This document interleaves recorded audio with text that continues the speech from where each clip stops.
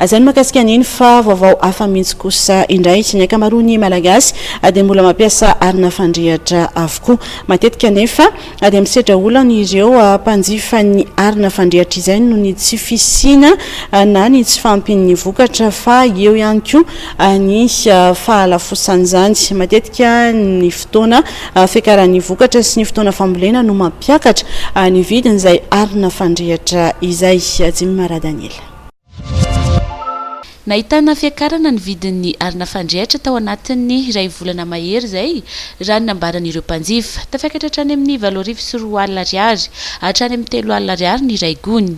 Niakatra ihany koa ny vidin'ny mahazo atsinjarany. Raha toa ka 400 ariary teo aloha dia efa mahazo amin'ny famarana dia 500 ariary amin'izao fotoana izao vao mahazo izany. Akoatra ny fiakaran'ny vidiny dia matetika ihany koa no tsy misy ny arina, izany hoe hatrany amin'ireo mpamatsy mihitsy no tsy misy izany, izay tena mampijaly ireo mpanjifa sy ny mpampiasa arina fandrehatra. Marina moa fa ny ankamaroan'ny malagasy dia mbola mampiasa arina fandrehatra avokoa entina andrahoana sakafo sy karakarana izay resaka fandrahoana izay ao an-dakozia ao.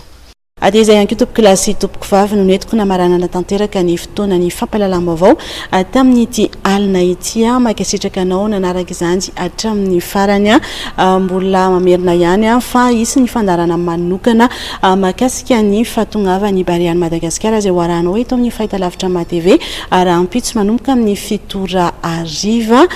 Nisy ihany koa ny akon'ny alalao izay notontosain'ny Fandrehatra ny Egypte ao anatin'izay darana manokana izay manasanao anaraka izany. Ny tena kosa dia mametraka ny veloma mandrapitafa indray tompoko lasy tompoko vavy.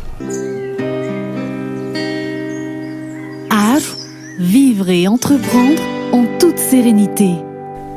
Nanolotra anao teo ny vaovao.